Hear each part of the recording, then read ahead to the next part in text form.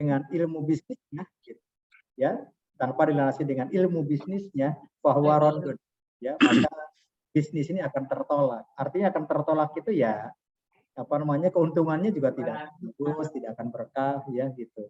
Nah, mudah-mudahan yang harapan kita adalah keberkahan dalam bisnis, kemudian juga keuntungannya juga profitnya semakin banyak. Barangkali itu Bu Eva, sekaligus Baik. maaf ini baru beres ngajar. Baik, Ya, siap. Kamis itu dari jam 8 sampai jam setengah 4 ngajar. Terus ini sudah ada bimbingan mahasiswi ini. Bimbingan Masya Allah. mohon izin ya langsung Siap. off untuk bimbingan. Ya, Baik.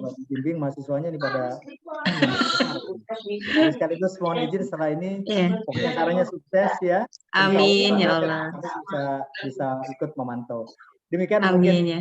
bisa diberikan. Baik. Pokoknya sukses semuanya ya. Amin ya Allah. Ya. Baik. Baik. Assalamualaikum warahmatullahi wabarakatuh. Waalaikumsalam warahmatullahi wabarakatuh. Jazakallah khair, Ustaz Endang. Amin. Masya Allah. Ya, sukses selalu dan sehat-sehat, Ustaz ya. Amin. Amin. Alhamdulillah, Masya Allah. Baik, siap. Baik. Yes. Assalamualaikum warahmatullahi wabarakatuh. Waalaikumsalam warahmatullahi wabarakatuh. Masya Allah ya, Ketua Basnas Kota Depok ya, dengan segudang seabrek kegiatannya, kesibukan beliau masih bisa hadir menyempatkan waktunya ya di tengah-tengah kita ya. Mudah-mudahan tadi yang beliau sampaikan bisa menjadi penyemangat bagi kita ya Bapak Ibu ya. Tadi beliau katakan bahwa dari 91 orang ini akan difilter atau disaring gitu ya. Ya mudah-mudahan Bapak Ibu adalah orang-orang pilihan ya yang nanti akan mendapatkan reward dari Basnas Kota Depok. Alhamdulillah. Ya Bapak Ibu semuanya, tadi seperti yang di awal saya sampaikan bahwa narasumber kita pada sore hari ini adalah Bapak Ari Chandra Kurniawan atau dipanggilnya Pak Archan ya. Beliau ini adalah inisiator gerakan Sadar Kaya atau motivator bisnis ya. Ini sangat menarik ya beliau ya, temanya pada sore hari ini, bisnis laris pasca kritis. Ini apa ya, membuat kita penasaran ya, karena sebagaimana kita ketahui bersama bahwa pandemi ini atau wabah COVID-19 ini kan dimulai di tahun 2020 ya, sehingga para pelaku UMKM ada yang bertahan, tapi ada juga yang justru terjun bebas, begitu ya, terjun bebas ya. Nah, beliau ini pasca kritis ini malah justru bangkit gitu ya, bangkit dari mungkin keterpurukan dan lain-lainnya. Ya, pastinya kita sudah tidak sabar lagi ya untuk mendengar kisah inspiratif dari beliau. Kita panggil saja langsung Bapak Ari Chandra Kurniawan. Assalamualaikum Pak Archan. Waalaikumsalam warahmatullahi wabarakatuh. Apa kabar ibu-ibu semuanya, bapak-bapak? Super. Ya, sehat, alhamdulillah. Sepertinya dalam perjalanan nih Pak ya. Iya, malam Jumat biasa mau pengajian nanti maghrib. Masya Allah, luar biasa. Ya, silakan Pak Archan. Bapak Ibu sudah tidak sabar nih. Waduh, kalau juara tuh sakti-sakti Bu biasanya Bu. Oh gitu ya. Nah, mau uji kesaktian dulu ya. Iya. Buat Bapak Ibu semuanya yang siap belajar, siap menyimak, dan siap praktek, coba kita ketik angka 1. Nah, tulis dulu. Nah, angka 1. Biar kita, biarpun online, rasanya rasa offline. Sip. Wih, ini baru saya percaya nih, antusiasmenya nih. Luar biasa. Wow, unstoppable. Kalau spiritnya kayak begini terus, kayaknya omset juga makin meroket ini insya Allah. Amin, amin. Oke, kita mulai ya. Bismillahirrahmanirrahim. Assalamualaikum warahmatullahi wabarakatuh. Alhamdulillahilladzi arsala rasulahu bil huda wal haq wa kafa billahi syahida.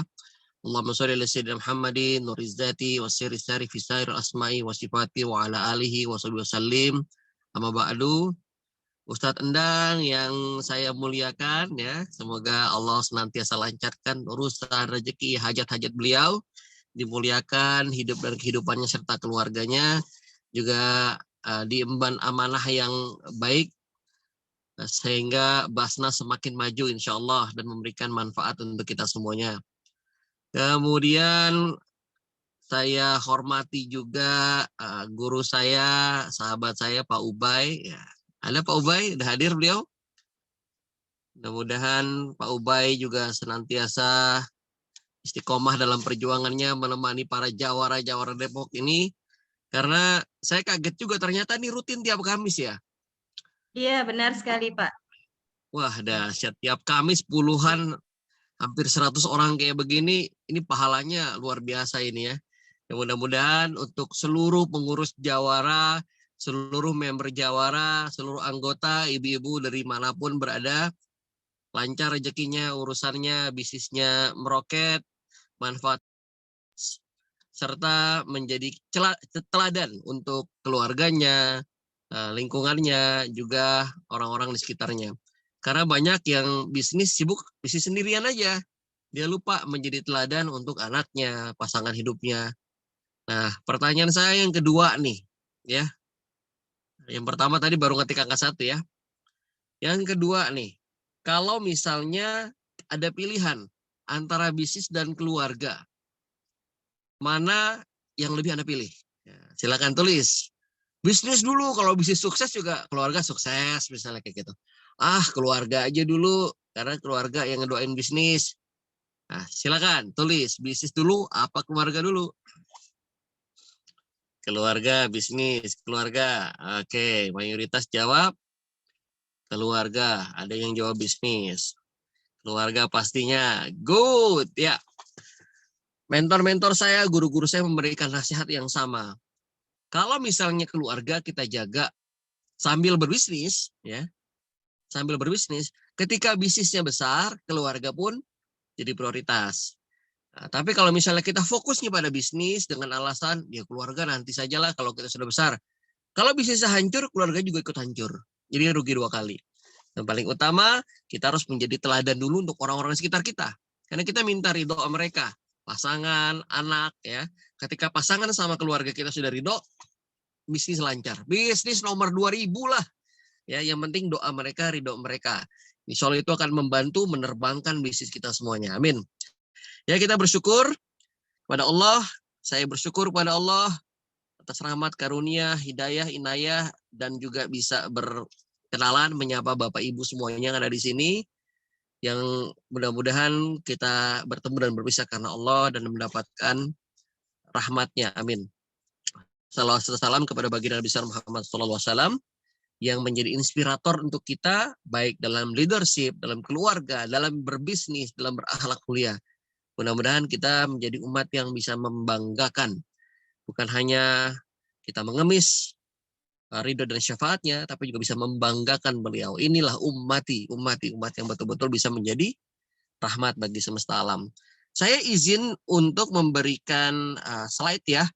Slide tentang profil dulu. Mudah-mudahan kita bisa kolaborasi nanti. Profil.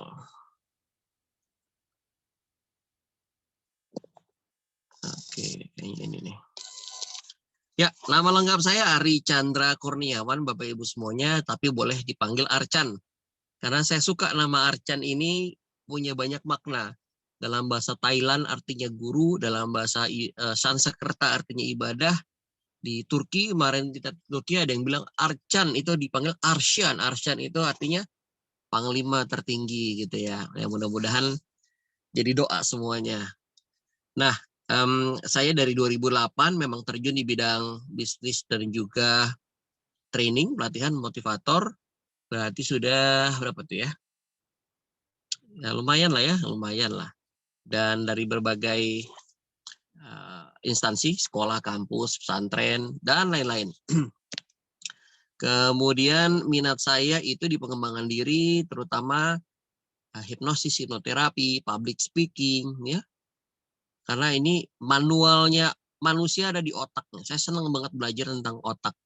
Nah, kemudian minat-minat yang lain di manajemen, leadership, dan entrepreneurship. Hobi traveling, makanya saya menghasilkan cuan dari jalan-jalan. Ini beberapa dokumentasi kegiatan ya. Di Gerakan Sadar Kaya ada Bosman, Pak Happy, Yusuf Mansur ya zaman dulu nih ya. UAS, Mas Andi Uno, Mas Mono, dan Mas Ipo dan lain-lain. Ada banyak ya sebetulnya. Ini aja beberapa. Kemudian kalau Ramadan mendadak Ustadz. Ada Ramadan saya rutin dari udah 3 tahun ini di MNC News sama iNews. Untuk jadi biasanya menjelang maghrib tuh. Menjelang maghrib kita jadi narasumber. Kemudian saya pernah undang Mas Ubay juga di Ras FM. Saya bawain program kurasi bisnis di sana. Saya diminta jadi mentor di OSB. Alhamdulillah dapat award mentor paling visioner tahun lalu. Dan ada beberapa program TV.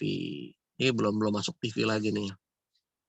Nah kemudian ini beberapa buku ya. Ada 5 buku yang orang dalam nih belum dibuat nih. Kemarin baru sempat seminar-seminar aja orang dalam. Ya dari ngapain nunggu tua kalau mau kaya, terus ini jadi cover boy. 2000 berapa nih, masih unyu-unyu ya, 2010. Waktu 2012 orang banyak yang galau, saya bikin buku hipnoterapi, judulnya Saya Tuh Galau. Terus musim beberapa tahun lalu ya, di tahun 2020 lagi musim Sultan muda tuh. Makanya saya ada warning, awas kayak mendadak. Akhirnya tuh Sultan yang crazy rich ya, rich-nya hilang, crazy-nya doang. Pada masuk penjara. Nah, ini yang terakhir, jadi konglomerat sampai akhirat, agar kita punya misi, orientasi bisnis itu lillahi ta'ala. Gitu. Orientasinya buat sampai surga. Jangan cuma cuan doang. Ada beberapa bisnis ya. Dulu saya gabung di Aset Manajemen Kesultanan Cirebon, juga tim Pokja Wapres untuk pariwisata. Kalau sekarang di Travel Learn itu sekolah buat tour leader, tour guide ya. Buat yang mau jalan-jalan keliling dunia gratis, nah itu kita didik di situ. Organisasi, saya wakil ketua Komite Tetap Kadin Indonesia untuk koordinator Jawa Timur. Terus sekjen di Badan Pengusaha Pemuda Pancasila. Jadi saya ngurusin preman-preman ini ya, preman-preman diajarin bisnis. Nah kemarin kita kerja sama-sama Kadin bikin warung Pancasila, biar jangan cuma malak, ngamen gitu-gitu ya, markir, tapi mereka mindsetnya bertumbuh dan berkembang. Kita juga di Dewan Kerjasama Perdagangan Investasi Indonesia Maroko gitu. Target kita bikin 100.000 warung Pancasila. Jadi kita supply dari Bulog untuk sembako-sembako dengan harga murah. Nah itu. Nah ini liputan-liputan di media ya. Waktu Gerakan Sadar Kaya diluncurkan. Ini sama Haji Acep nih ya. Sama Haji Acep di Depok. Ya dan lain-lain ya. Itu perkenalan singkat. Ini nomor handphonenya, tapi nomor handphone manajemen nanti kalau mau bisa saya share langsung nomor handphone saya. Ini Instagram, mau di follow boleh, enggak juga nggak apa-apa ya. Nah ini Facebook juga. Oke, itu perkenalan singkat dari saya. Kenalannya aja udah kelamaan, setengah jam. Ya Bapak Ibu, saya izin langsung. Ini waktunya sampai berapa lama ya Ibu ya? Sampai jam berapa nih? Sampai jam 5? Setengah jam cukup? Sore. Jam 5 cukup Pak, jam 5 lewat Pak. Ya, jam 5 lewat. Oke, sip. Kalau gitu. Makasih Mas Ridho.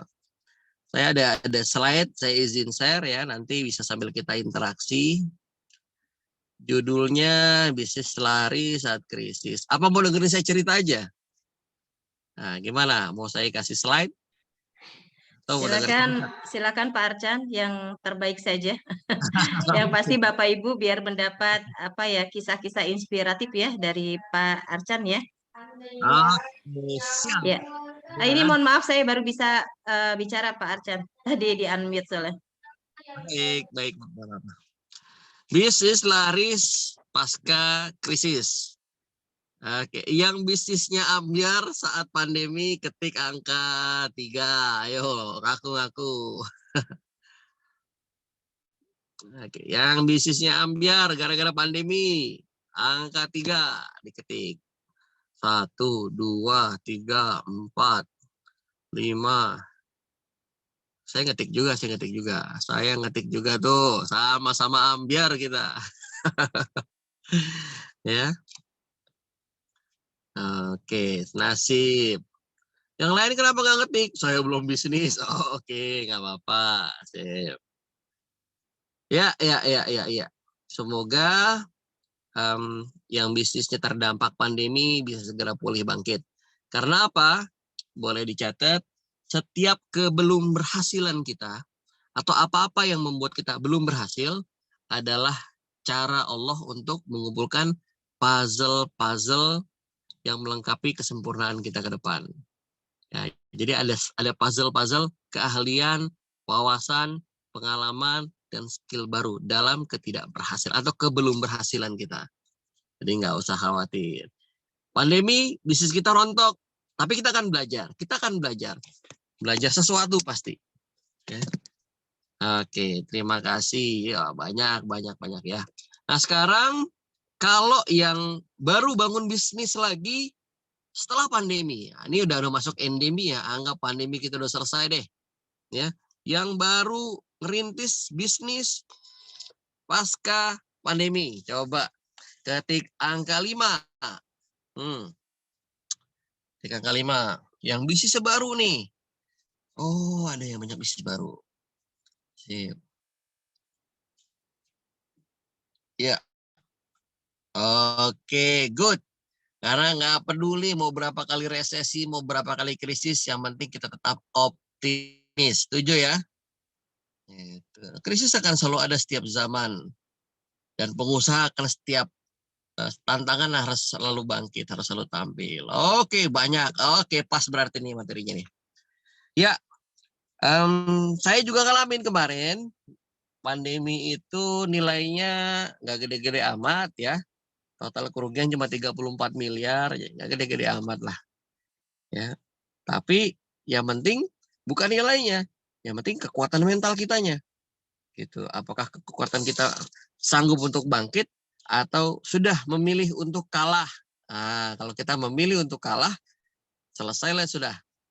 Jadi untuk jadi gagal, ya Anda diem aja nggak usah ngapa-ngapain, udah pasti gagal. Tapi untuk bangkit, jadi pemenang, jadi juara, jadi jawara, kita harus terus bergerak, terus bangkit. Pertanyaan-pertanyaan ini silakan dijawab. Sekarang bisnis Anda gimana? Jawab aja dalam hati.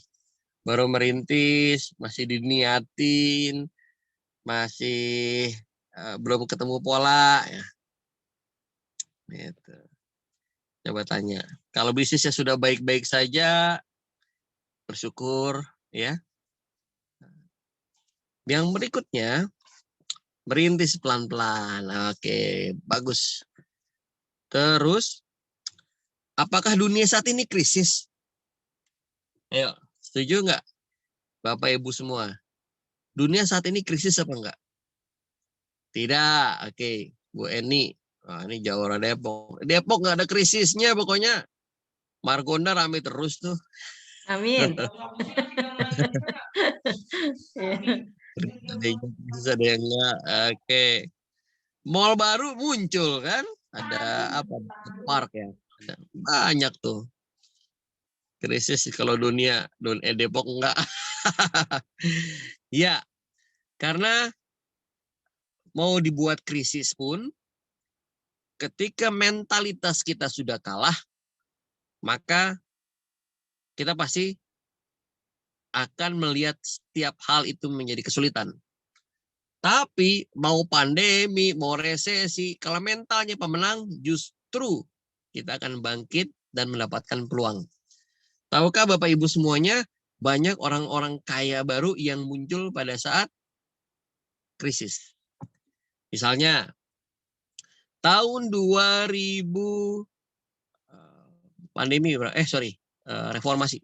Tahun 98, pasca 98, itu banyak konglomerat-konglomerat baru bermunculan. Nah, tuh 98. Salah satunya siapa? Sandiaga Uno. Siapa lagi? Rosan Ruslani. Siapa lagi? Erick Thohir ya. Nah, itu orang-orang yang kaya pasca krisis 98. Ada lagi krisis dunia tahun 2008 gara-gara di Amerika, ya masalah properti, kredit macet. Gara-gara 2008 banyak lagi tuh orang-orang kaya baru bermunculan.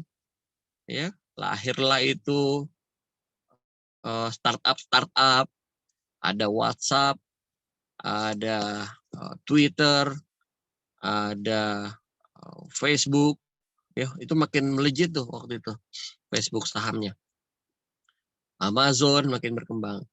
Nah, Gojek ya, Gojek dan lain-lain, Grab itu munculnya pasca krisis 2008. Nah, pasca 2020 ya, pandemi 2020 sampai 2022, apakah kita menjadi orang kaya baru, orang sukses baru, atau justru korban baru?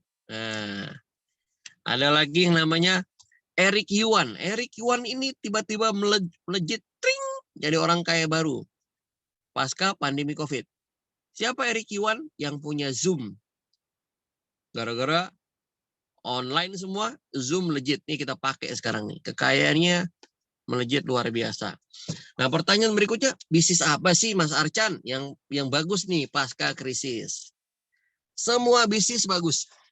Semua bisnis bagus. Yang nggak bagus itu kalau kita nggak ngapa-ngapain. Ya. Jadi semua bisnis bisa jadi duit. Tapi ada bisnis-bisnis yang legit, yang prospektif, yang ini jadi momentum. Bisnis yang tertahan lama setelah pandemi. Misalnya apa? Bisnis pariwisata. Kan orang lama tuh dikurung tuh ya. Orang lama dikurung, sekarang mulai healing semua, staycation semuanya. Nah, makanya di travel kami pun alhamdulillah bulan ini ada 25 grup yang berangkat. Hari ini ada 5 grup hari ini berangkat. Gitu. Jadi memang saya termasuk yang memanfaatkan momentum pasca pandemi. Apalagi kira-kira orang yang selama pandemi nggak bisa, orang dulu nggak bisa interaksi. Makanya sekarang banyak sekolah-sekolah alam mulai rame lagi ya. Sekolah-sekolah boarding ya. Dulu kan kebukti tuh pesantren-pesantren tetap buka, nggak ada yang kena misalnya. Nah, itu banyak tuh pendidikan yang kemudian berbasis boarding school, sekolah alam, justru mendapatkan keuntungan besar. Apalagi misalnya herbal, ya bisnis kesehatan yang selama kemarin itu melejit luar biasa. Ada teman saya, Bapak Ibu, teman saya ini pada saat bulan apa ya? Bulan Februari, ya, saat bulan Februari 2020 sudah menyatakan bangkrut perusahaannya. Bulan Februari 2020. Dia nggak tahu sebulan lagi itu ada lockdown. Karena dia udah nggak sanggup beli aqua galon aja nggak sanggup gitu ya. Beli air mineral galon ya nggak sanggup. Gaji banyak nunggak. Pandemi kemudian di lockdown Indonesia. Selama 2020 total omsetnya dia 2,7 triliun. Orang kaya mendadak dia. Apa sih perusahaannya dia? Jualan masker, tuh sarung tangan, protos gitu ya. Itu punya dia. Karena nggak pernah ada yang tahu. Oh ternyata boleh jadi hari ini kita di ujung. Boleh hari ini kita hampir tidak ada harapan. Boleh jadi kita pun mulai pesimis. Apa bisnis kita bisa besar? Apakah kita bisa laris? Apakah kita bisa bangkit? Boleh jadi kita udah mulai putus asa. Tapi ingat, rezeki bukan pakar-pakar yang nentuin. Rezeki bukan pemerintah yang nentuin. Rezeki bukan motivator yang nentuin atau mentor. Tapi rezeki Allah yang nentuin. Kalau Allah jadi mengatakan kun, maka jadi. Nggak ada urusan. Mau resesi kayak, mau pandemi kayak. Kalau Allah bilang, nih orang kaya, jadi. Jadi. Jadi nggak ada urusan dengan hal itu. Nah, demikian pula kita. Pertanyaan-pertanyaan tadi itu untuk men-trigger mindset kita. Bahwa kita harus ngebenerin dulu nih. Karena semuanya kan dari mindset. Semuanya dari mindset. Kalau misalnya kita menganggap ini sudah tidak mungkin, sudah tidak bisa. Amin. Itu terjadi. Betul ya Bapak Ibu ya. Tapi kalau mengatakan ini bisa bangkit, ini bisa besar, ini prospektif, ini akan laris. Amin. Itu akan terjadi. Nah, maka yang paling pertama mulai dari kesadaran pemikiran kita dulu. Kita mulai benahi nih. Ketika tadi mengatakan ada yang bilang krisis. Ada, memang dunia boleh krisis. Tapi dalam nggak boleh krisis dong. Krisis PD, krisis iman nggak boleh dong, krisis keyakinan nggak boleh dong. Dunia boleh krisis, kita harus tetap optimis. Nah, ini modal yang paling penting. Kalau Anda sudah yakin, apakah kata-kata pakar, dunia akan bangkrut begini-begini, ya sudah, Anda sudah mulai kena racun pesimisme. Anda yang menentukan, Allah yang mengabulkan, gitu ya. Itu yang paling pertama. Kita lanjut ke slide.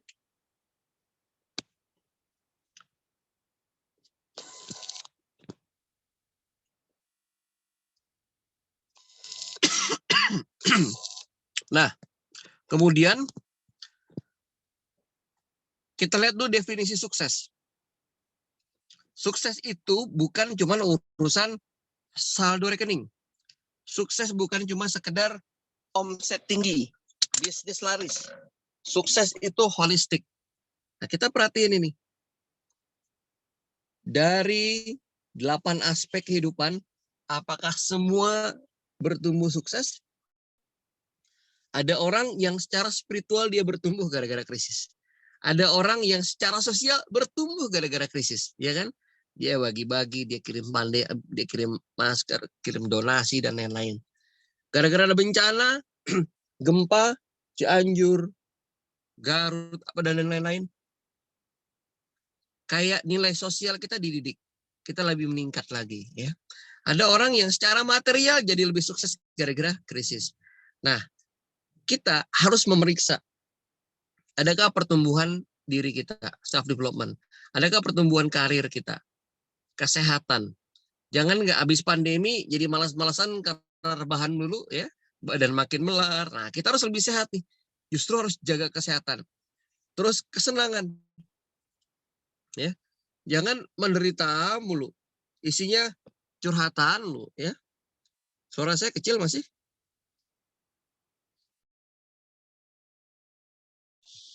Jelas Pak Arcan? Oke, sip. Dan yang paling penting adalah keluarga juga. Jadi yang disebut sukses, Anda harus targetkan semuanya 8 aspek ini bertumbuh. Bukan cuman omset doang, wah material doang ya, wah karirnya makin moncer. Tapi penambahan skill nggak ada ilmu baru yang dikuasai, nggak ada keterampilan baru yang dikuasai gitu ya. Minimal sertifikat baru deh gitu, pengalaman baru ya. Nah ini 8 aspek yang harus bertumbuh secara simultan. Oke, sepakat ya Bapak Ibu ya. Kalau Bapak Ibu sepakat, ketik angka 9.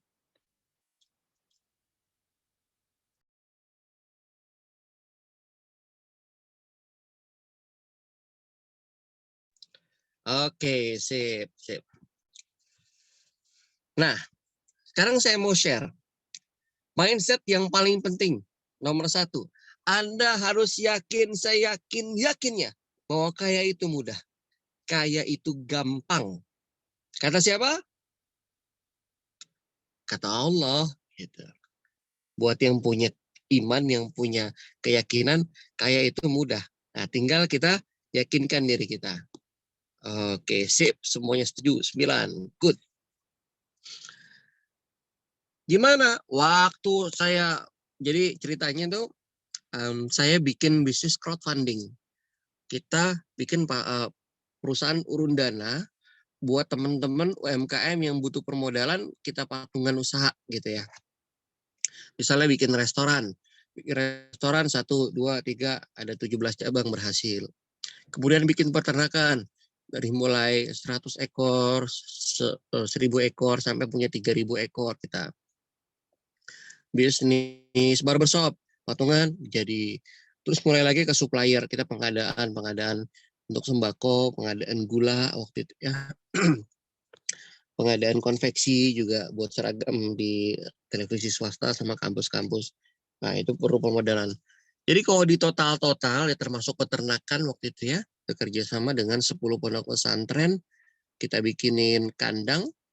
Satu pesantren itu 10.000 ekor ya. Nanti yang jadi off takernya Java. Jadi bibitnya dari Java, kita bangunin kandang, ngelatih SDM. Nanti selanjutnya bibitnya dari Java, yang beli juga Java. Untuk pesantren-pesantren itu nilainya yang paling gede di situ. Pandemi. Wow gitu ya. Yang tadi saya disebutin ya puluhan miliar itu. Akhirnya ada yang terima, ada yang enggak. Ada yang ikhlas, ada yang enggak. Ada yang nuntut, laporin. Nah, jadi urusan sama hukum tuh. Jadi lumayan sering selama pandemi ke Polda, ya, ketemu polisi, ketemu pengacara, itu lumayan sering. Ada yang memang bisnisnya mengatasnamakan pandemi, padahal duitnya dikorupsi sama dia. Jadi kayak gitu. Itu menurut orang gagal. Menurut saya pertama kali itu saya gagal. Tapi ketika dipikirkan kemudian, oh saya belajar keterampilan baru, belajar untuk hati-hati memilih partner, belajar untuk hati-hati menulis dan menandatangani kesepakatan, ya, poin-poin MOU kerjasama, belajar untuk lebih hati-hati masalah keuangan, ya.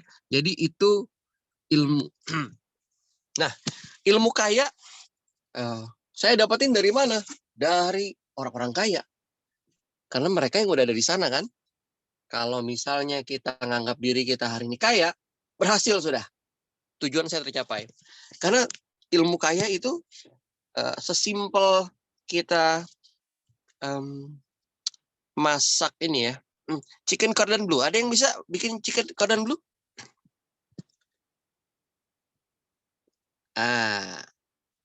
Ada yang belum bisa kan? Kayaknya susah ya kita datang ke restoran pesen chicken cordon bleu. Padahal kalau kita lihat tutorialnya, tutorial ada di YouTube di mana gitu ya, cara chef masak kan bisa kita ikuti ya. Kan ada polanya, ada jejaknya. Nah, demikian pula dengan kekayaan. Kaya itu ada ilmunya, ada jejaknya. Tinggal kita ikuti dan kita pilih, kita sesuaikan dengan proses kita. Gitu. Mau kaya gaya siapa? Banyak. Nah, saya mau cerita ada salah satu orang kaya. Orang kaya, paling kaya di dunia waktu itu. Raja kapal di dunia. Ya, namanya Aristotle Onassis. Ini pada saat Bung Karno ketemu sama Aristotle Onassis. Onassis ini dulu lahirnya di Yunani. Yunani diserang sama Utsmani.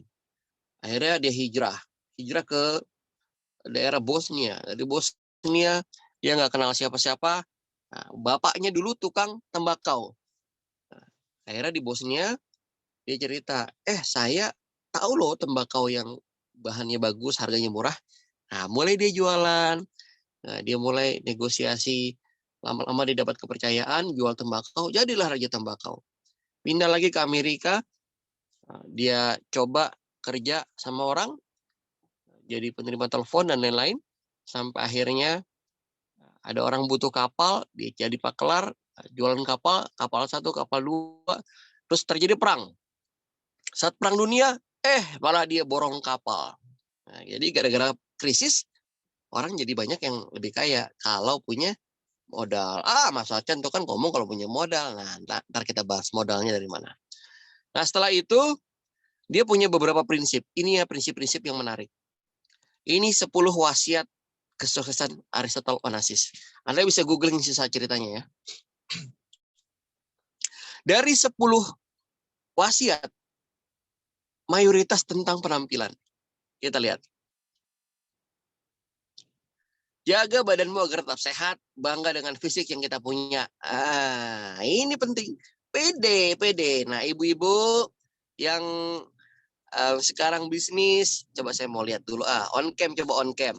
Saya mau lihat seberapa pede sih ibu-ibu semuanya nih. Ya, coba percaya diri. Kita lihat. Oh, iya dong. Sukses tergantung bentuk senyum, Bu. Semakin senyumnya lebar, rezekinya semakin besar.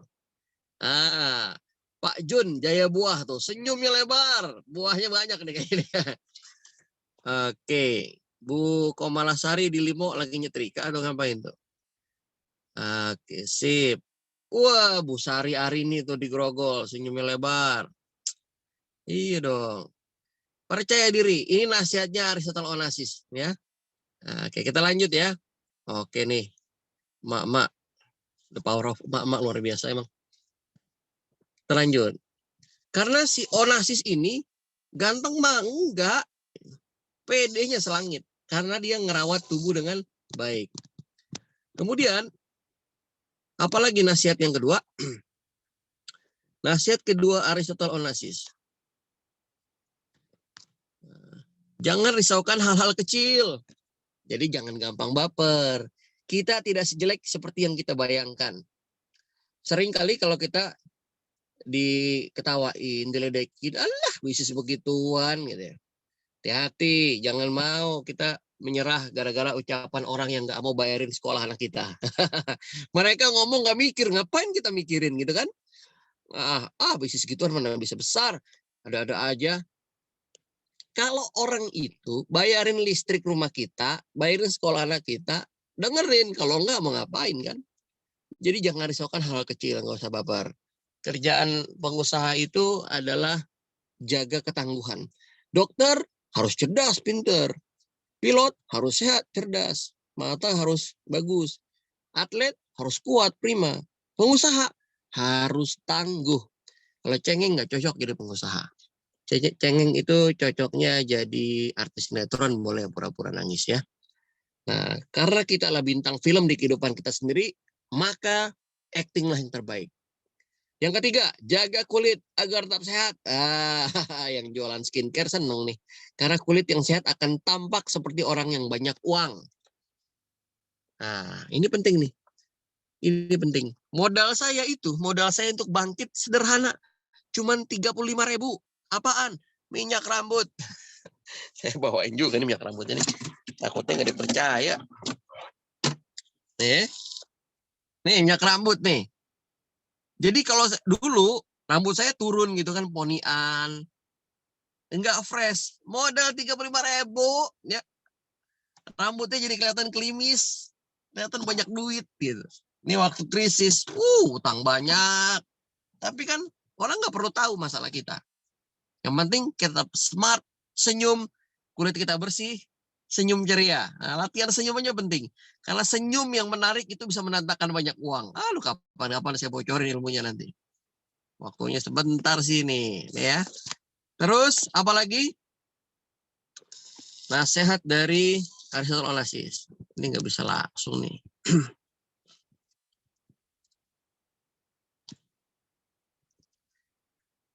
Usahakan tersenyum, jangan suka cemberut. Perlihatkan bahwa segalanya beres. Dan tunjukkan bahwa hidupmu sehari-hari selalu tampak menyenangkan. Bener kan? Ini urusan mental dulu kita beresin. Yang kelima, jaga penampilanmu. Jangan pernah memperlihatkan dan menceritakan kemelaratanmu kepada siapapun. Karena biasanya orang benci pada yang melarat. Auranya aura susah gitu. Kita tidak diajarkan untuk seperti itu karena Rasulullah selalu ada di tengah orang-orang miskin gitu kan. Nah, tapi kalau urusan bisnis, Anda mau jualan apa mau ngeluh kan gitu kan. Nah, kalau bisnis, tunjukkan bahwa Anda prima. Tunjukkan bahwa Anda, in good condition. Ya, tampil sebaik mungkin. Nah, urusan sosial beda lagi. Urusan sosial ya kita harus tetap menyantuni orang-orang miskin, orang-orang yang kurang beruntung gitu ya. Jangan tidur terlalu banyak. Kalau dapat mengurangi tidur 3 jam sehari aja, maka dalam setahun akan menambah waktu 1,5 bulan untuk meraih sukses. Tuh. Simple, dia punya perhitungan kan. Tidur kita berapa? 8 jam. 8 jam itu udah sepertiga hidup. 8 jam gitu. Sehari 24 jam. Berarti sepertiga hidup kita pakai tidur. Kan sayang. Kurangin nih tidur 5 jam misalnya. Nah itu udah 1,5 bulan tuh kita bisa meraih banyak hal. Kenapa Singapura lebih maju dibandingkan Indonesia? Ini karena politiknya Inggris. Singapura waktunya dibuat 1 jam lebih cepat daripada Indonesia. Ya, padahal kan areanya sama kan. Sehingga bursa efek Singapura 1 jam lebih cepat dibukanya dibandingkan bursa efek Indonesia. Saham-saham yang bagus diborong duluan sama orang Singapura. Nah, ada yang rusak-rusak, yang kurang bagus, baru deh Indonesia yang buka. Kemudian, makan secukupnya, hindari makan enak. Nah, ini buat yang sering makan enak ya. Jangan makan sambil bicara bisnis, tunggu sampai selesai. Jangan menghabiskan waktu berjam-jam demi makan. Kalau ada pekerjaan mendesak yang untuk diselesaikan. Terus kalau nggak punya modal, ini nih jangan ditiru plak-plak ya. Kalau nggak punya modal, pinjam dulu dalam jumlah besar. Jangan minjem dalam jumlah sedikit.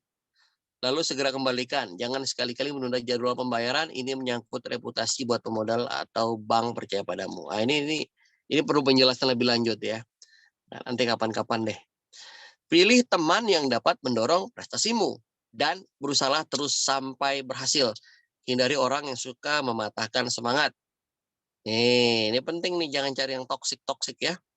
Dengarkan orang lain, buat orang lain merasa senang, hormati mereka, maka kita akan dihormati oleh semua orang. Ini adalah kunci suksesku yang utama, kata Aristotle Onassis. Nah, kita stop dulu. Waktunya cuma 15 menit lagi soalnya. Ya, itu 10 hal yang ternyata simpel, sederhana, tapi membuat orang bisa cepat percaya sama kita. Bisnis yang paling utama bukan modal. Bukan modal sama sekali. Saya bisa membangun perusahaan lagi 100% modalnya dari orang. Ya, 100% modalnya dari orang. Karena apa? Orang percaya sama konsep kita, gagasan kita. Dan kita tahu bagaimana cara mencari uangnya.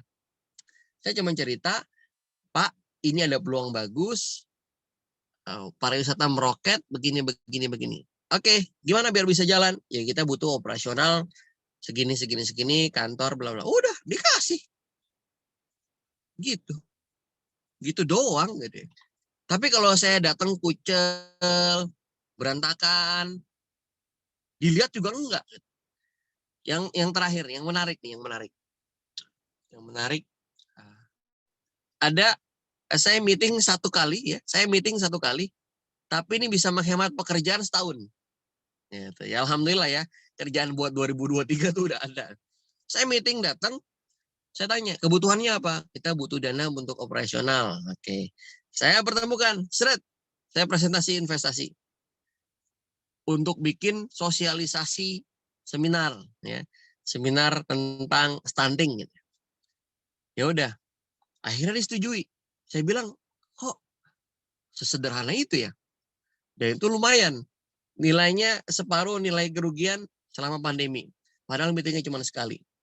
Artinya apa? Di situ saya berpikir bukan kita yang hebat, ya, bukan jaringan kita yang hebat. Tapi kalau Allah sudah memudahkan urusan kita, sekali kita kerja, sekali kita ikhtiar, hasilnya mungkin bisa sampai puluhan tahun. Sekali kita ikhtiar, mungkin bisa nutupin kerugian setahun. Sekali kita ikhtiar, mungkin bisa menutupi segala kebutuhan kita selama 10 tahun. Jadi jangan mendewa-dewakan ikhtiar. Itu yang paling penting. Nah, kemudian tadi Onassis juga menyatakan bahwa kita harus pilih lingkungan yang bagus. Nah, ini berkaitan sama materi yang berikutnya. Kita balik lagi ya. Masih semangat, Bapak Ibu? Oke, kalau masih semangat, coba ketik angka 5. Nah, kita mulai lanjut lagi. Angka 5 coba.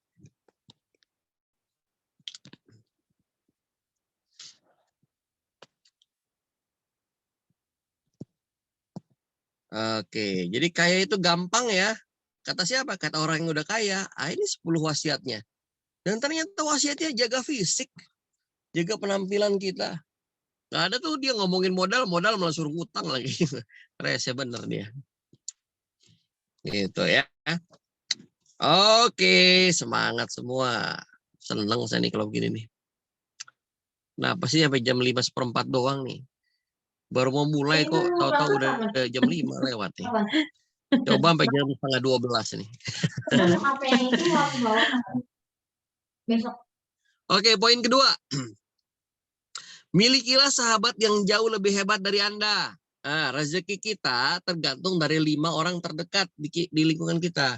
Kalau teman kita yang begitu-gitu aja, yang senangnya utang pinjol, nanti juga kita akan ketularan tuh jadi tukang utang pinjol. Tapi ketika kita punya orang-orang yang lebih hebat dibandingkan kita akan ketularan hebat. Ini tugas paling penting nih, Karena orang yang hebat tidak membicarakan tetangga, tidak membicarakan uang listrik yang kurang, tidak membicarakan BLT gitu ya. Orang yang hebat itu pasti akan memberikan jalan-jalan yang kita nggak sangka-sangka. jalan yang telah mereka lalui yang membuat mereka hebat. Nah, nanti kan mereka akan bilang, gila gue kemarin habis beli lahan tuh begini. Untung gue tuh. Nah, kok bisa untung? Gimana ceritanya? Kan kita nggak tahu tuh kan. Nah, tanya. Bu, gimana Bu bisa? Iya dia BU. Jadi kan pas pandemi banyak yang sakit-sakitan, butuh pengobatan. Dia jual murah. Nah, pas banget saya lagi ada duit. Saya beli. Ternyata saya hitung-hitung untung sekian ratus juta. Nah, ada yang kayak gitu kan. Cuma modal nguping doang. Ya, modal nguping doang kita bisa dapat banyak hal. Itu baru satu orang. Kalau kita dikelilingi orang-orang hebat, beda. Itu ya. Kalau Anda langganan Netflix, ini bagus filmnya. Apa sih isi otaknya Bill Gates? Nah, ini dibahas di buku ini. Salah satunya adalah dia berkawan dengan orang-orang yang selalu jauh lebih tua dibandingkan dia. Ini bayangin di zamannya, ini orang nomor 1 terkaya, ini orang nomor 2 terkaya. Mereka bisnisnya bareng. Bill Gates sama Warren Buffett. Gitu. Jadi mereka berdua aja ini bertemu. Kekayaannya udah separuh isi negara, isi dunia gitu kan. Nah, Bill Gates cerita di film itu dulu waktu masih kecil, waktu masih muda di Harvard kan dia belagu banget tuh ya. Kata ibunya, kamu bergaul tuh sama teman mama, namanya Warren. Saya nggak ada waktu mah, gitu. Kamu coba aja ngobrol-ngobrol, pasti akan menambah wawasan kamu. Usianya memang jauh bedanya nih ya. Oke deh, 30 menit, kata si Bill Gates, belagu dia. Pas udah ketemu sama Warren Buffett, ngomongnya jadi 3 jam. Kenapa? Karena orang-orang hebat pasti punya pertanyaan-pertanyaan hebat. Yang Bill Gates gak nyangka, gimana cara kamu ngelola tim? Gimana cara kamu begini? Akhirnya mereka bersahabat sejak saat itu. Nah, jadi orang-orang biasa, mereka membicarakan orang negatif ya, membicarakan keburukan orang lain. Orang biasa, dia membicarakan kejadian atau peristiwa. Tapi orang hebat, dia membicarakan peluang-peluang. Gitu. Nah, di Az-Zukhruf juga Allah kasih warning ke kita. Teman-teman karib pada hari itu saling bermusuhan satu sama lain. Kecuali mereka yang bertakwa. Jadi cari teman yang sukses, tajir, dan solehah. Kalau enggak, duduk cuan dulu, kapan ngomongin dunia dulu, kapan ngomongin akhiratnya gitu. Nah, alhamdulillah saya sekarang nih pengajian nanti habis maghrib, guru saya selain soleh, ya memang terbukti perusahaannya banyak. Sepanjang hidupnya beliau, ya ada 650 perusahaan yang beliau bangun. Banyak banget kan, gitu. Total asetnya sekitar 20 triliunan. Makanya saya, ya pas banget nih, dapat mentor, dapat guru ngaji juga, jadi pas. Jadi begitu. Dan obrolannya pun beda. Jadi kalau nelfon di depan saya, yang ditelepon siapa? Yang ditelepon itu Presiden Singapura, ya. Terus itu kan orang keturunan Minang kan, Bu siapa? Siti Fatimah ya, siapa ya namanya? Apa Khadijah, lupa saya itu, Presiden Singapura tuh. Siti Fatimah ya. Siti Fatimah ya. Ya. Nah, kemudian ketua KPK-nya ya Singapura, nah Pak Suhadi telepon. Itu kan orang-orang berdarah Indonesia juga. Gitu. Jadi beliau ternyata penguasa bisnis korma terbesar di Singapura gitu. Jadi tukang korma dimanapun di Singapura pasti beliau yang supply. Terus saya tanya, apalagi yang pernah dibangun? Halodoc, kalau Anda tahu Halodoc, aplikasi itu beliau yang bangun. Perusahaan-perusahaan kargo dan lain-lain. Saya bilang, ini orang nggak pernah nongol di TV, nggak pernah kelihatan di media manapun, bahkan nggak punya sosmed. Tapi tajir melintir. Ini saya di Condet nih, satu gang tuh jalan Condet itu ada 18 propertinya beliau yang minimal 1.500 meter. Nah, itu contoh aja Bapak Ibu. Insya Allah Bapak Ibu akan ketemu dengan orang-orang soleh yang sukses. Nah, kita seger tuh jadinya tuh. Nah, kerjaannya apa? Kerjaannya beliau tiap hari tidak akan makan sebelum memberi makan orang lain sebanyak 100 orang. Nah, gimana kita mau bersaing dengan yang begitu kan?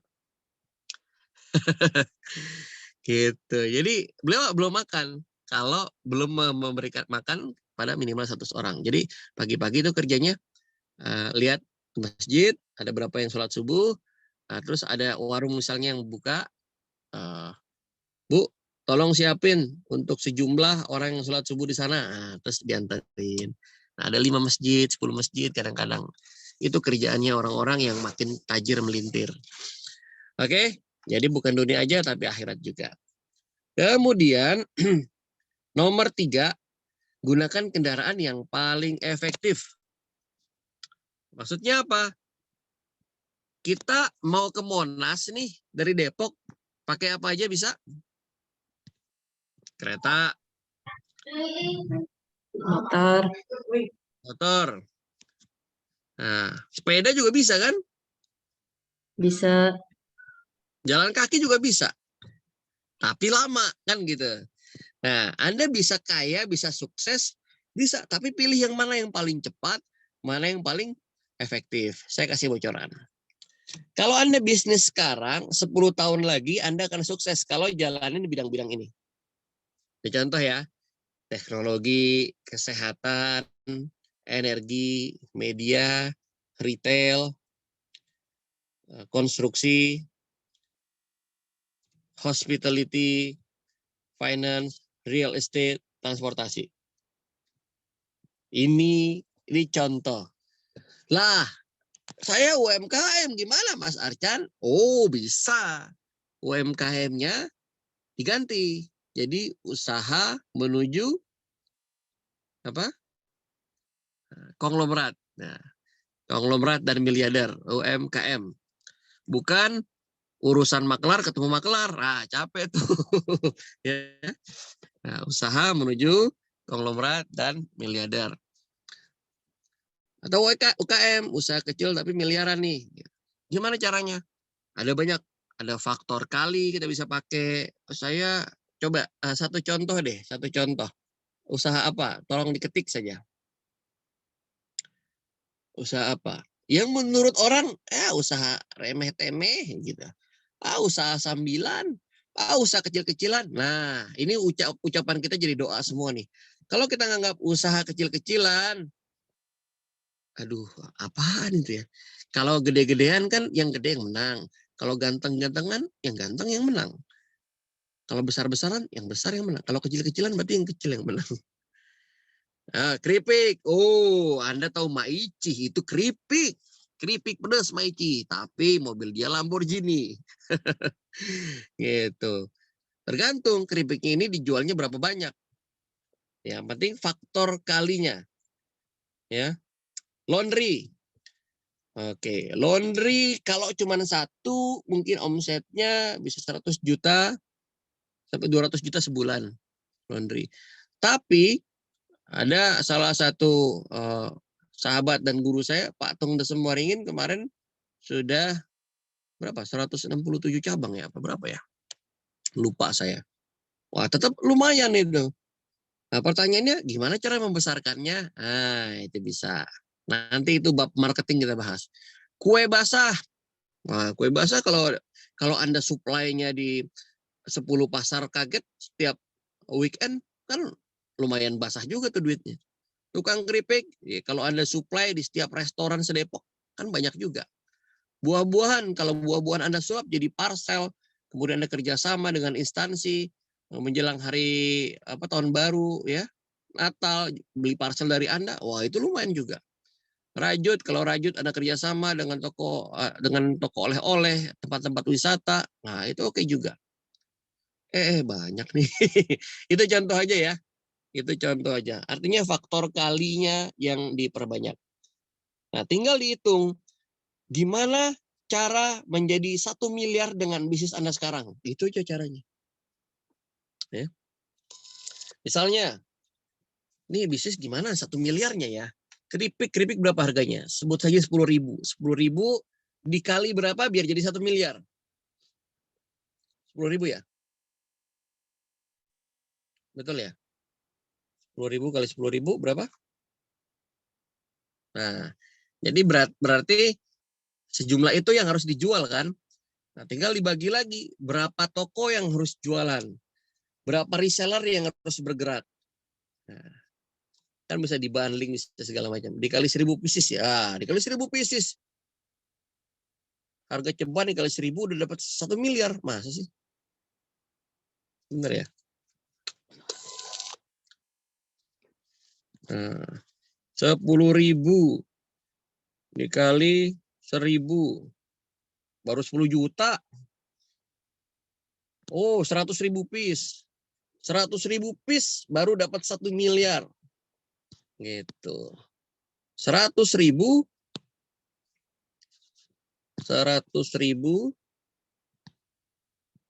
dibagi 1000. 100. Nah, ada satu rumus. Ini saya bocorin. Ada satu hal yang sering, benda yang paling sering dipegang sama guru saya, mentor saya yang sekarang nih. Triliuner tapi sederhana, kerjanya tiap hari main sama ayam, ya, kasih makan ayam doang. Ada satu benda yang sering dipegang, hampir tiap hari dipegang. Tebak apa? Yang bisa tebak dapat hadiah dari Pak Ubay. Oke. Ada satu benda yang paling kejawab. Kalkulator, bener. Kalkulator. Jadi cara untuk mengembangkan mindset kita adalah pegang kalkulator. Tapi beliau sarankan ke seluruh muridnya cari kalkulator APBN yang 16 digit. Ini tugas dari saya. Anda cari kalkulator APBN yang 16 digit ya. Anda mulai ngitung-ngitung dong, ngitung gak ada usaha, ngitung. Gimana caranya ngitungnya itu T. Ini keripik gimana biar jadi 1 triliun ya. Nah, gitu. Oh berarti saya harus jual tadi berapa? 100.000. 10 juta keripik nih biar jadi 1 T misalnya gitu. Anda harus terbiasa dengan T karena kalau dapat T dapatnya ratusan M. Kalau Anda nyebutin ratusan M dapatnya 10 M, puluhan M. Kalau Anda sering ngomongnya puluhan M dapatnya M.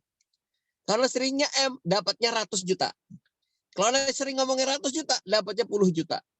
Kalau ngomongnya puluh juta dapatnya cuma juta. Kalau ngomongnya target cuma juta dapatnya 100.000.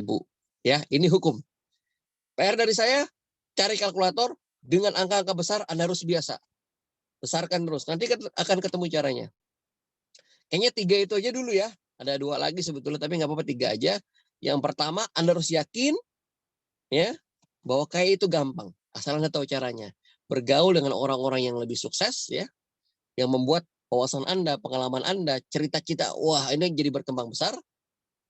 Ya, makanya saya senang gabung di Kadin ya.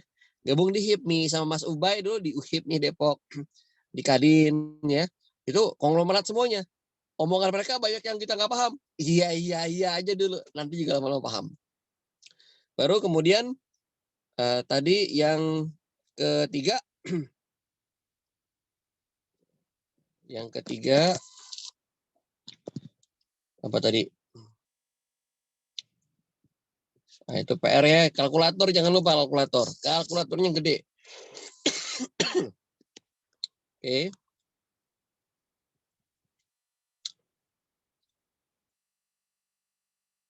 Mana tadi? Pertama, kaya itu mudah. Oh iya, kendaraan. Kendaraan. Sip. Ini 10 wasiat. Yang kedua, cari sahabat yang jauh lebih hebat dibandingkan kita. Pilih kendaraan yang bagus, yang mempercepat kesuksesan kita. Kalau emang ternyata ngerajut nggak bisa bikin jadi miliarder, ya cari yang lain dulu deh. Tapi kalau bisa ketemu, lakukan unfokus. Nah, yang keempat nih saya bocorin nggak apa-apa, tapi cepat-cepat aja ya. Cari akses tak terbatas pada sumber pendanaan. Maksudnya apa?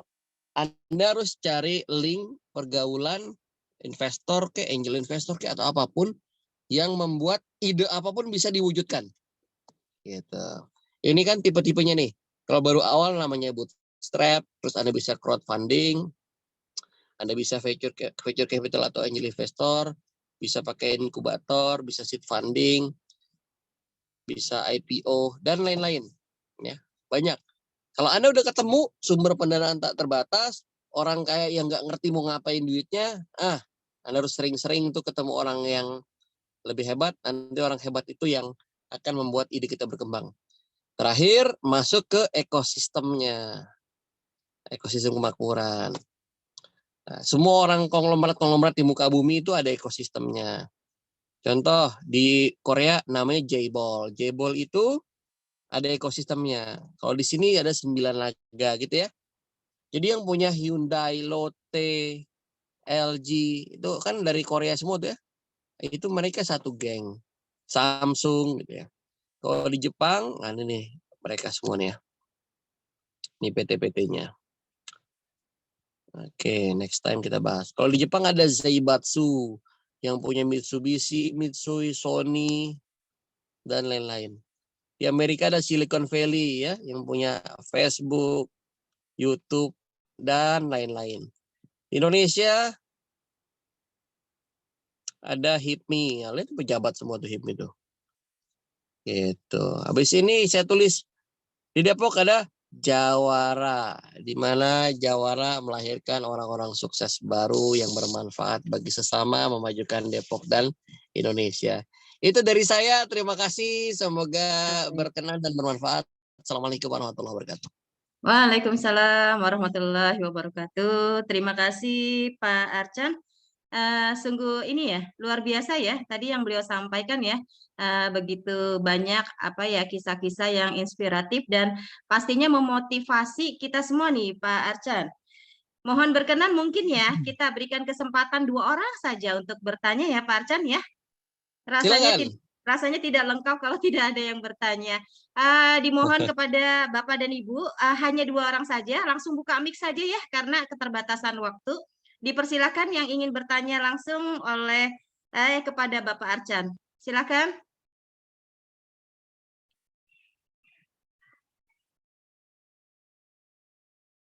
Ya. Tanya Coach. Silakan Pak Jun. Ya, Assalamualaikum warahmatullahi wabarakatuh. Waalaikumsalam warahmatullahi wabarakatuh. Ya, terima kasih Coach Archan ya telah memberi inspirasi. Tadi sih tersebut di Jaya Buah terkait bisnis yang saat ini jalani buah-buahan. Itu terucap membuka link-link instansi-instansi yang membutuhkan buah-buahan, parcel lah contohnya. Nah itu untuk memulai ngebuka, kayaknya buku barunya tadi ya, The Power of Orang Dalam ya. Itu gimana nih Coach? belum di share bukunya ya, salah. Itu gimana itu untuk membuka link?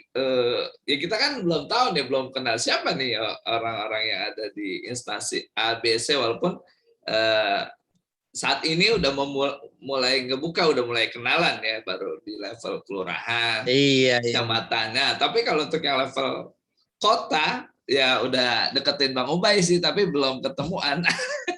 Itu gimana memulainya, Coach? Gitu aja sih. Oke. Terima kasih. Satu lagi silakan, biar sekalian ya. Ya, dipersilakan 1 orang lagi. Ayo. Mumpung ada kesempatan kita bisa bertemu dengan Pak Archan. Dipersilakan buka mic-nya, jangan malu-malu Bapak Ibu. Oh iya, saya barusan kirim materinya ke Mas Ubay ya. Baik Pak Archan. Nanti coba ke Pak Rido juga deh, nanti saya kirimin. Buat teman-teman materi yang tadi saya kirimin semua ya. Baik, siap. Ya, ada yang mau bertanya? 1 orang lagi? Masih diberikan kesempatan? Jangan sungkan-sungkan. Ya, mungkin Bu Jamila atau Bu Martuna atau Bu Komalasari, Bu Dani Rahmah. Yuk.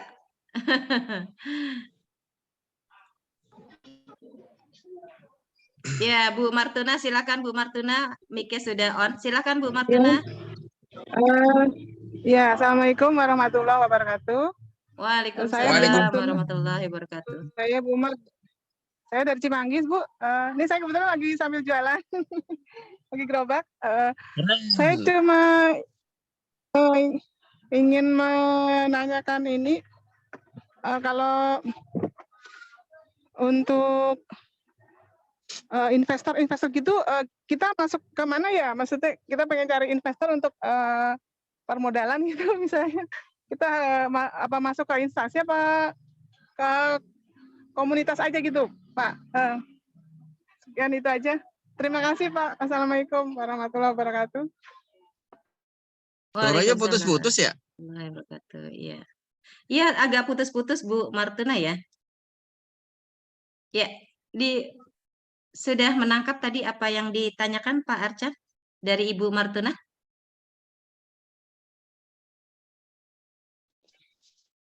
Izin nih suaranya putus-putus di saya. Oh gitu ya. Bu Martuna, mohon berkenan sekali lagi Bu, tadi terputus-putus juga sinyalnya. Iya, investor ya intinya itu tadi ya. Iya betul, salah satunya dan komunitas ya Pak ya.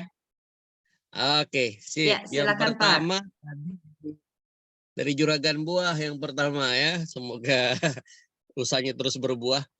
Nah, makanya poin yang terakhir tadi pentingnya ekosistem adalah kita bertemu dengan orang-orang baru gitu.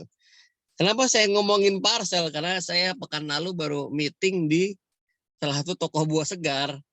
Saya lihat itu sebelum Natal tuh, saya lihat parcelnya banyak antri, saya bilang, waduh satu parcel ada yang 1,2, ada yang, wah legit amat nih, kayak beginian doang gitu ya, buah doang. Tapi itu luar biasa, ratusan ribu sampai jutaan tuh satu parcelnya. Saya bilang oke juga nih. Nah itu kemudian makanya tadi saya langsung ngomong tentang ya semoga bisa berkembang apa segala menjadi parcel. Karena ngelihat itu Pak, ya memang untuk networking itu ada ilmu khusus ya. Kita pendekatan ke instansi, the power of orang dalam itu ada ilmu khusus itu memang. Cara kenalannya, kita mewakili apa. Tapi yang paling gampang memang di komunitas, di ekosistem. Di ekosistem. Di ekosistem itu misalnya, tadi kita minimal kita kenal tuh sama Ketua Basnas Depok. Ya. Tinggal silaturahim. Assalamualaikum, Ustadz Endang. Kita dari Jawara Depok nih, Ustadz. Oh iya, gimana ada program apa? Iya, tahun baru atau Ramadan misalnya. Kan ada program tuh biasanya parcel buat apa. Kalau bisa, ya kita kerjasama, Ustadz. Kita memajukan juga nih usaha kawan-kawan. Ya bisa kayak gitu sih, bisa. Gitu. Tapi untuk bisa ngomong begitu nggak ujuk-ujuk, jangan datang kenalan terus minta proyek. Waduh, enggak. Jadi Witing Trisno jalaran soko kulino gitu kata orang Solo, orang Jawa. Jadi pelan-pelan sampai keikat, sampai oke, sampai dekat. Nah, sampai Anda nggak ngomongin bisnis, udah dekat akrab itu mintanya udah enak banget. Bro, nggak ada kerjaan apa nih, Bro? Gue ada PL tuh, dia bisa ngomong kayak gitu aja. Saya dapat yang sosialisasi BKKBN itu cuma ngomong aja gara-gara udah akrab dekat. Mas, ada kerjaan nih, seminar, mau garap gak? Aku ada sih perusahaan IO teman holding. Jadi oke deh, lumayan proyeknya 15 miliar gitu. Cuman gara-gara ngomong doang gitu. Saya nggak ngerti tentang urusan-urusan kayak gitu. Artinya benar, silaturahim itu benar-benar powerful untuk mendekatkan rezeki, mendatangkan rezeki. Mudah-mudahan nanti kita bisa berkesempatan untuk membahas cara networking ya, the power of orang dalam. Jadi masuk ke ekosistem. Kemudian tadi dari Ibu ya, investor gimana kalau untuk sekarang sih? Jangan dulu deh, kita manfaatin permodalan gratisan aja, nggak usah pakai investor. Karena investor itu dibutuhkan ketika kitanya sudah matang. Kalau kitanya dari nol, kita banyak didikte nanti. Kecuali kita kuat ya, produknya produk kita, otaknya kita banget. Mereka bukan bayar konsep gagasan sebetulnya, mereka bayar orang. Kalau kita dinilai layak, apapun yang kita omongin jadi duit. Insya Allah jadi duit. Jadi yang pertama ngebangun reputasi dulu. Nah kayak Basnas gitu ada bantuan atau dari mana, dari PJB Syariah, dari apa yang ada di Depok lah gitu. Itu bisa diakses. Yang berbasis syariah gitu, sukuk, ada fintech dan lain-lain, itu banyak banget. Itu juga bisa bab beda lagi nanti kita bahas. Ya, sementara itu ya. Baik Pak Arcan, Masya Allah luar biasa. Terima kasih atas sharing ilmunya pada sore hari ini. Tadi ada hal yang menarik ya yang Pak Arcan sampaikan, bahwa kita tidak boleh menyepelekan hal-hal ya yang kecil ya Pak Arcan ya. Seperti Betul. banyak senyum, terus kita senantiasa berdoa, mindset kesadaran kita juga harus dibangun ya. tadi beliau mengatakan boleh pandemi atau krisis, tapi jangan ke dalam gitu ya, seperti itu ya. Terus juga tadi beliau juga jangan menyepelekan penampilan gitu ya, seperti sampai ditunjukin minyak wanginya gitu ya, Masya Allah, minyak rambut maksudnya ya. Jadi hal-hal yang kecil seperti itu, Iya minyak ya. rambut cuma 30.000 kok. Ya, jadi itu luar biasa sekali ya. Kita tidak boleh menyepelekan hal-hal yang kecil ya. Hari ini kita banyak sekali belajar dari beliau ya. Mudah-mudahan Bapak Ibu bisa mengambil kisah-kisah yang sangat inspiratif dari beliau dan juga pastinya memotivasi ya kita semua. Sekali lagi kami ucapkan terima kasih Bapak Arcan. Semoga senantiasa sehat dan barokah ilmunya ya Pak Arcan. Amin, amin, sama-sama. Amin. Terima kasih Pak Arcan. Mudah-mudahan di lain kesempatan kita bisa bertemu kembali Pak Arcan. Insya Allah. Ya. Mohon maaf lahir batin ya kalau ada yang kurang Baik, jelas. terima kasih Pak Arcan. Makasih Bapak Arcan. Baik. Ya, Bapak Ibu semuanya alhamdulillah sudah hadir di tengah-tengah kita. Ketua Umum Jawara Depok, beliau memang padat sekali ya kegiatannya.